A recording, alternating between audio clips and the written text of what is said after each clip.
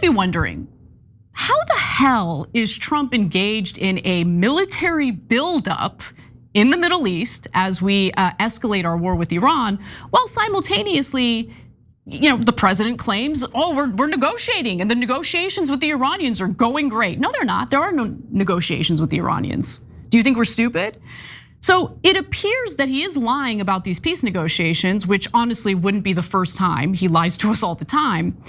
But not only has Iran denied that they're not working toward a ceasefire, they don't want a ceasefire and they want to continue fighting. Here's how they responded to Trump's comments about peace negotiations and talks.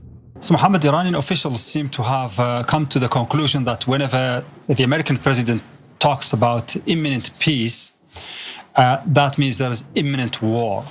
Or war is already waging, but they are expecting an intensification of that war now that he's talking about being close to a deal and that the Iranians are reasonable and that the negotiation is going on. This is their understanding actually of the American mentality, particularly under Donald Trump. So that's why they are focusing more on that approach of a possible ground offensive than on what's happening in Islamabad. Most of the comments here are on preparations and that Iran is ready for a ground offensive, because that's what they think is going to happen actually, instead of a peace deal in a matter of days. So there have been some allegations that there are indirect talks, so third countries are getting together to talk about how maybe there could be a way to end this war, but there are no direct peace negotiations or ceasefire talks between the United States and Iran. Iran doesn't trust the United States. And that's a really bad place to be in. Because here's the thing about being dishonest, as Trump has been with the Iranians, not just this past summer with the 12-day war when we struck them in the middle of peace negotiations, but obviously just recently, right before he started this war with Iran, there were supposedly peace negotiations happening between,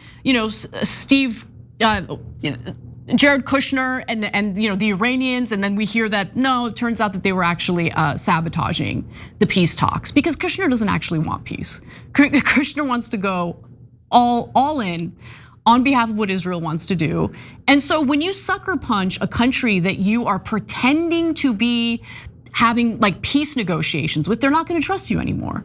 So I can see Trump, there are these moments of clarity, like the senile old man does have these moments of clarity where he talks about peace negotiations, and I think that's because he wants an off-ramp. And I don't blame him for that. I would want an off-ramp as well. The trick was to not be stupid enough into getting goaded into fighting a war on behalf of a foreign country in the first place.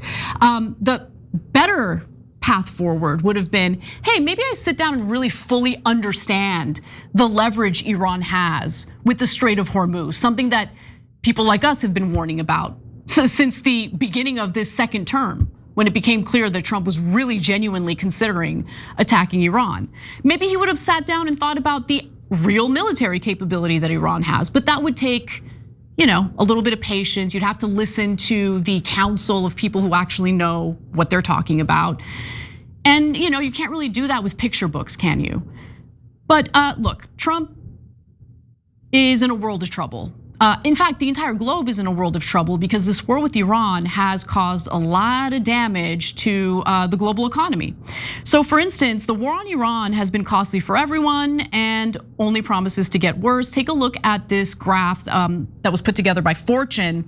So using Brent as the benchmark, oil sold for $111.10 per barrel as of 8:30 a.m. Eastern time this morning, okay? Now that's 16 cents lower than yesterday morning and a $37.69 rise over the past year, okay? But Trump seems to want to make things worse. He's got those moments of clarity where it seems like he's angling for an off-ramp. And then he has these moments where he starts issuing threats, right? Because he thinks that these threats, using rhetorical coercion is gonna get the job done, but that doesn't seem to be the case. So here's what he posted this morning on Truth Social. If the Hormuz Strait is not immediately open for business, we will conclude our lovely stay in Iran by blowing up and completely obliterating all of their electric generating plants oil wells, oh, that'll be great for the global economy, and Karg Island, and possibly, get a load of this, desalination plants, which we purposefully have not touched. Okay, it's funny because early on in this war, in like the first few days, there was news that, yeah, one of Iran's desalination plants absolutely did get struck. They blamed Israel for it. Israel, United States, same at this point when it comes to this war. So they could have retaliated in a pretty devastating way against Saudi Arabia because Iran actually has a lot more fresh water than the Gulf countries do. So Saudi Arabia relies heavily on desalinated water. So basically taking, salt water and taking the salt out so you can have clean drinking water. If Iran retaliated against Saudi Arabia or the Gulf countries in response to Trump and the Americans attacking their water desalination plants, that would be pretty devastating for all the countries in that region, wouldn't it? Like everything that Trump is threatening here can easily be done by the Iranians. Let me just repeat a quote that Trump told Volodymyr Zelensky when he visited the Oval Office. You don't have the cards. Or more importantly and more accurately, turns out Iran has cards. So when you're issuing these threats, which by the way are war crimes, when you're intentionally targeting civilian infrastructure, you are carrying out war crimes. I know that international law isn't really a thing anymore because beginning with the Biden administration, he helped dismantle it by enabling Israel to do anything and everything it wants with no repercussions, no consequences whatsoever. But if you actually care about rule of law, if you care about living on a planet where people value international law because you don't want to see war crimes committed, this is a disaster. But this is the kind of threat that Trump issued today. And just worth noting that Trump has been issuing all sorts of ultimatums after stupidly invading Iran, and those ultimatums have not worked. So for instance, he previously gave Iran a 48-hour ultimatum. He then moved it to 5 days, and the ultimatum was, either you reopen the Strait of Hormuz or we're going to obliterate your country, the typical threats that you hear from Trump.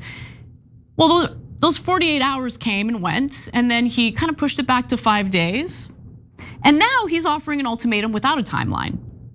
The United States of America is in serious discussions with a new and more reasonable regime to end our military operation in Iran. Who are you talking about, Pahlavi?